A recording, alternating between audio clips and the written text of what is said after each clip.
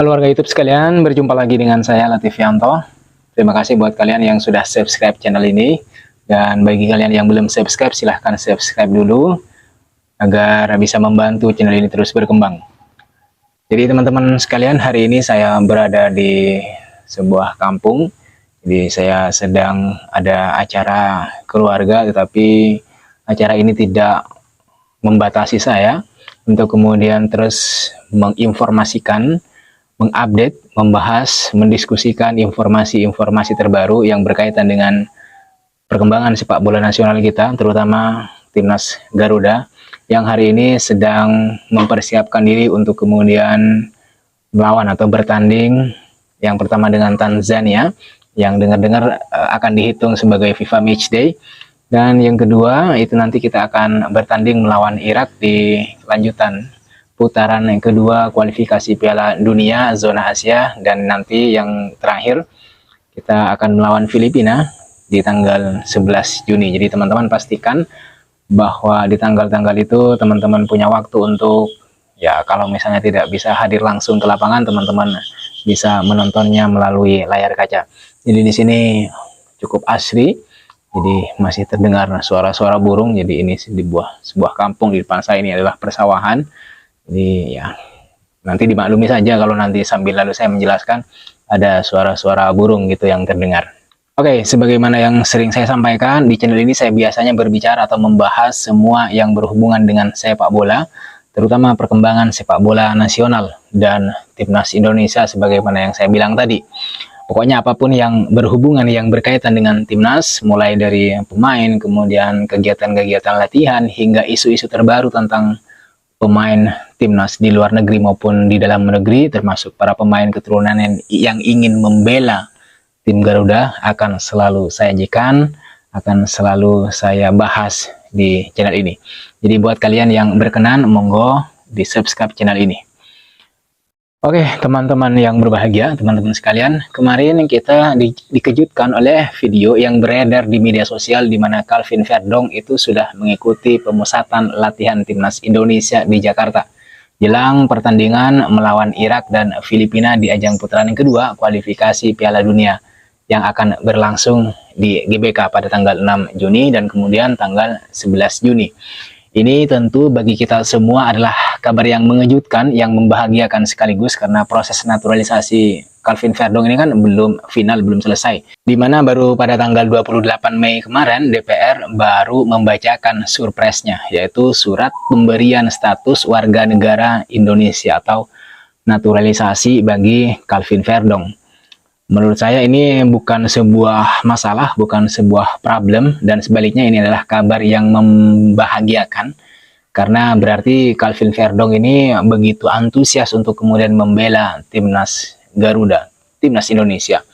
Biasanya kan pemain naturalisasi itu baru dipanggil untuk mengikuti pemusatan latihan oleh STY, oleh pelatih, kalau proses naturalisasinya sudah selesai, sudah final, sudah disumpah WNI juga. Tapi khusus Calvin Verdong ini berbeda ya. Dia langsung mengikuti pemusatan latihan bersama pemain-pemain yang lain di Jakarta. Padahal ya belum disumpah juga, belum dapat WNI. Nah menurut saya ada beberapa makna di balik bergabungnya Calvin Verdong di pemusatan latihan Timnas Indonesia, di mana belum selesai proses naturalisasinya ya. Makna yang pertama bisa kita ambil adalah sebagaimana yang disampaikan oleh Pak Sumarji, bahwa memang PSSI dan pelatih Sintayong ini meminta agar yang bersangkutan, maksud saya Calvin Verdong, ini ikut latihan. Ini dilakukan agar pelatih kepala dalam hal ini Sintayong itu bisa melihat sejauh mana kualifikasi, kesiapan Calvin untuk kemudian bermain bersama Timnas. Ini yang pertama. Yang kedua adalah jika proses naturalisasi dan perpindahan federasi Calvin Verdong ini berjalan dengan cepat dan lancar sebelum tanggal 6 Juni, maka ya minimal tanggal 5 atau tanggal 4 selesai, maka Calvin Verdong ini kan sudah bisa dimainkan saat Timnas melawan Irak. Sehingga kemudian jika memang kondisinya seperti itu, artinya bisa bermain atau proses naturalisasi dan perpindahan federasinya berlangsung atau berjalan dengan cepat, maka dia langsung bisa nyetel dengan permainan Timnas ketika misalnya STY membutuhkan tenaganya ketika timnas melawan Irak. Akan tetapi, jikapun ternyata proses naturalisasinya dan perpindahan federasinya belum selesai sebelum tanggal ya minimal 5 Juni atau 6 Juni, ada kemungkinan Calvin Verdong ini masih bisa dimainkan saat timnas bertanding melawan Filipina. Jadi ya, mudah-mudahan seperti itu. Tetapi yang jelas, bergabungnya Calvin Verdong ini akan membuat skuad timnas Garuda itu semakin kuat. Kita semua tahu bahwa Calvin Verdong ini pemain yang tidak hanya stuck di satu posisi ya. Dia tidak hanya bisa bermain di satu posisi, tetapi dia juga bisa bermain di berbagai posisi. Pemain serba bisa. Ini tidak berlebihan ya teman-teman. Ini bukan majas atau sanjungan yang terlalu tinggi untuk seorang Calvin Verdong. Dia memang pemain yang serba bisa. Pemain yang bisa ditempatkan di berbagai posisi. Di klubnya dia memang secara reguler bermain sebagai back kiri, tapi dia juga bisa bermain sebagai back tengah. Ini sebuah kelebihan yang harus dimiliki oleh pemain modern. Hal lain yang membuat pemain ini juga istimewa adalah dia sudah pernah menjadi langganan timnas Belanda di semua level usia. Pada tahun 2014 bahkan Verdong ini sempat menjadi sorotan dunia setelah mencetak gol indah di pentas Piala Eropa usia 17. Tapi sayangnya memang dia tidak pernah dipanggil oleh tim senior Belanda. Saya kira itulah kenapa kemudian dia memilih untuk mengenakan seragam timnas Indonesia, seragam Garuda. Dia bukan sakit hati karena tidak dipanggil timnas senior Belanda, akan tetapi karena dia ingin merasakan level tertinggi bermain sepak bola itu bersama timnas Indonesia. Level tertinggi bermain sepak bola bagi pemain sepak bola itu kan adalah tampil di Piala Dunia. Dan harapan itu sekarang sepertinya ada di pundak timnas Indonesia. Di mana jika timnas Indonesia menang dari salah satu dari dua laga pamungkas di putaran kedua kualifikasi Piala Dunia, maka Indonesia akan tampil di putaran ketiga di babak 3 kualifikasi. Dimana kalau itu terjadi, maka langkah timnas Indonesia ke Piala Dunia itu sudah selangkah lebih dekat. Dan karena itulah kemudian skuad timnas yang harus dibawa oleh STY ini adalah skuad timnas yang terbaik, yang mengkombinasikan antara pemain diaspora dengan pemain yang bermain di Liga 1. Saya kira atas dasar itulah kenapa kemudian STY juga memanggil dua pemain lagi dari Liga 1, yaitu Nadeo dan kemudian Malik Rizaldi. Kedua pemain ini itu menampilkan performa yang apik, yang bagus bersama klubnya masing-masing. Nadeo memang sudah sering dipanggil oleh STY, tapi untuk Malik Rizaldi ini adalah kemungkinan ya, ini adalah pengalaman pertamanya bagi dia dipanggil oleh STY untuk bermain di timnas senior Indonesia. Ini membuktikan bahwa kalau STY itu tidak melulu mengutamakan para pemain diaspora, tapi dia juga melirik, memberi kesempatan kepada pemain-pemain berbakat yang bermain di Liga 1.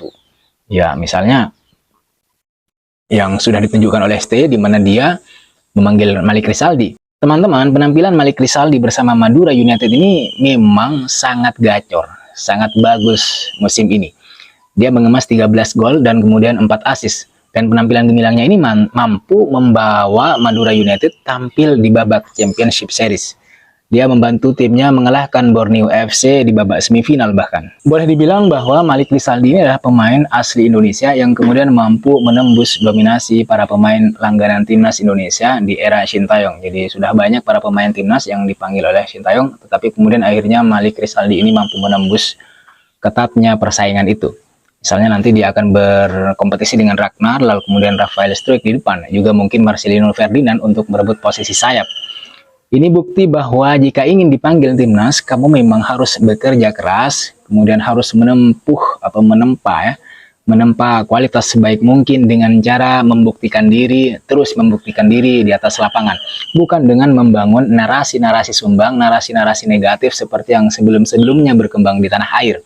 Di mana katanya kualitas pemain Liga 1 dan pemain-pemain diaspora yang ada di timnas itu tidak jauh berbeda ya, 11-12 lah, ada yang mengatakan seperti itu. Ada bahkan yang mengajak timnas Indonesia yang sebagian besar dihuni oleh pemain-pemain diaspora ini untuk melakukan uji tanding, pertandingan persahabatan dengan salah satu klub terbaik di Liga 1 yang nyatanya kemudian keok juga di Championship Series gitu. Artinya bahwa ini dapat dikatakan dipanggilnya Malik Rizaldi ke tim nasional itu adalah bukti bahwa jika kalian ingin bersaing di level timnas senior gitu, maka kalian harus berlatih secara giat, harus menempa diri, dan yang paling penting adalah memiliki semangat untuk berkompetisi, untuk bersaing. Bersaing dengan siapa saja yang memiliki keinginan untuk kemudian menjadi bagian dari tim nasional Indonesia dan terus bersaing untuk mengamankan posisi utama di bawah asuhan Sintayong. Artinya kemauan untuk bersaing ini itu penting, karena kalau seorang pemain sudah tidak memiliki kemauan dan semangat untuk bersaing, untuk berkompetisi bahkan antar sesama pemain di dalam negeri, maka kemungkinan dia akan segera menghilang dari permainan sepak bola, terutama dia tidak akan dipanggil oleh pelatih, oleh timnas Garuda. Ini sesuatu yang sangat merugikan, maka karena nanti seorang pemain tidak akan pernah merasakan level tertinggi dari permainan sepak bola. Karena level tertinggi dari permainan sepak bola itu adalah tampil di pertandingan-pertandingan internasional. Nah, oleh sebab itu setiap orang harus meningkatkan skill agar mereka tidak tersingkir dari tim nasional dan mereka juga bisa memompa semangat untuk terus bersaing. Kita bisa lihat betapa banyak para pemain sepak bola di Indonesia yang karena kurangnya kerja keras, karena kurangnya latihan untuk meningkatkan skill, keterampilan di atas lapangan, kemudian tersingkir dari tim nasional. Dan mereka tidak pernah dipanggil lagi kecuali menunjukkan progres yang nyata di atas lapangan, bagaimana mereka terus bermain dan menguatkan mental. Banyak kok pemain-pemain kita yang kemudian menurun performanya bersama timnas dan klub sehingga kemudian berujung tidak dipanggil oleh STY ke timnas. Tapi STY kan tidak menutup mata jika ternyata pemain tersebut memperbaiki kualitas permainannya atau kembali ke top performance di level klub, maka STY ini akan pasti akan memanggilnya lagi ke tim nasional.